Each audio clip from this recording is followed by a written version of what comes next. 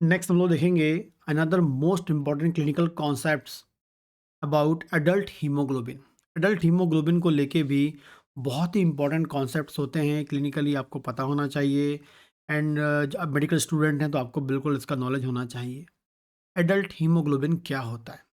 Adult haemoglobin, आप याद रखें कि एडल्ट हीमोग्लोबिन मतलब जो आपके डिलीवरी होने के बाद, ह्यूमन बच्चे का डिलीवर होने के बाद आपकी बॉडी में जो हीमोग्लोबिन मिलेगा, ठीक है? डिलीवरी होने के बाद जो बच्चा बाहर आया है, चाहे मेल हो चाहे फीमेल हो, उसके ब्लड में जो आरबीसी मिलेंगी और उस आरबीसी के अंदर जो हीमोग्लोबिन मिलेगा, वो होगा एडल्ट हीमोग्लोबिन।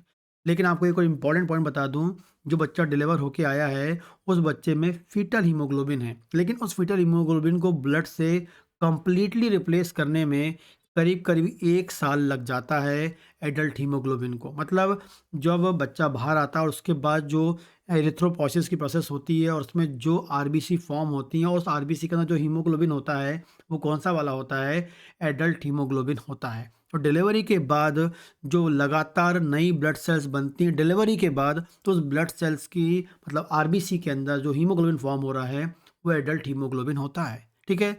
और जब वो बच्चा इंट्रायूटेराइन लाइफ में था और वहाँ पर जो ब्लड फॉर्म हो रहा था, जहाँ वो आरबीसी फॉर्म हो रही थी, वो कौन-सी थी? आपकी फीटल हीमोग्लोबिन था। लेकिन बाहर आते साथ वहाँ पर क्या होता है? एडल्ट बनने लगता है और 1 साल तक 1 साल का टाइम लगता है, जो फीटल की जगह कंप्लीटली एडल्ट हीमोग्लोबिन आने पर, ठीक है? तो डिलीवरी होने के बाद जो हीमोग्लोबिन बन रहा है, वो आपका एडल्ट हीमोग्लोबिन होता है। और इस एडल्ट हीमोग्लोबिन की हम बात करेंगे, ये 2 टाइप का होता है। एक होता है आपका एचबीए और होता है एक एचबीए2, 2 टाइप का। ए मतलब एडल्ट, एचबीए और एचबीए2 2 टाइप का हीमोग्लोबिन आपकी बॉडी में पाया जाता है। 98% जो होता है वो एचबीए वैरायटी का होता है और 98 को छोड़ेंगे तो 2% बचता है, तो एचबीए2 होता है। 98% क्या है? एचबीए है और सिर्फ 2% में होता है एचबीए2। यदि हम 98% वाले हीमोग्लोबिन की बात करेंगे, मतलब एचबीए की बात करेंगे, तो ये जो एचबीए है, इसमें 2 इम्पॉर्टेंट टाइप की चेन पाई जाती हैं, 2 अल्फ़ा और 2 बीटा। क्या पाई जाती हैं? 2 अल्फ़ा चेन पाई जाती हैं और 2 बीटा चेन पाई जाती हैं, इम्पोर्टेंटली याद रखना है। तो एचबीए है, 98% है, इसमें 2 अल्फ़ा और 2 बीटा चेन पाई जाती हैं, ठीक है? यदि हम अल्फ़ा चेन की बात करेंगे, तो एक अल्फ़ा चेन में 141 अमीनो एसिड्स होते हैं, मतलब दोनों में 141 होंगे। और बीटा की बात करेंगे, 146 होते हैं, तो दोनों में 146 आपको मिलेंगे, ठीक है? लेकिन जो 2% एडल्ट हीमोग्लोबिन होता है एचबीए2, इसमें उसमें क्या अंतर है? इसमें ये अंतर है, इसमें अल्फ़ा चेन 2 हैं, लेकिन बीटा की जगह इसमें डेल्टा चेन पाई जाती हैं। बीटा की जगह क्या पाई जाती हैं? डेल्टा चेन पाई जाती हैं। और ये जो डेल्टा चेन होती हैं, इसमें 146 अमीनो एसिड इसमें भी पाए जाते हैं। लेकिन अब आप सोच रहे होंगे कि भाई बीटा में 146 है और इसमें भी डेल्टा में 146 है, दोनों में एक नंबर एक जैसे हैं, लेकिन जो उसके अंदर के जो एमिनो एसिड्स हैं, उनमें आपको वेरिएशन मिलता है, ठीक है?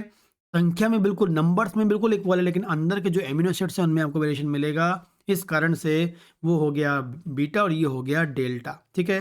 तो आपको याद रखना है, एचबीए और एचबीए2 2 टाइप का आपको हीमोग्लोबिन मिलता है। आप जब डिलीवर होने के बाद बाहर आते हैं, डिलीवरी के बाद, तो ह्यूमन बॉडी के अंदर सिर्फ 2 ही टाइप का हीमोग्लोबिन कॉमनली पाया जाता है, ठीक है? एचबीए, एचबीए2।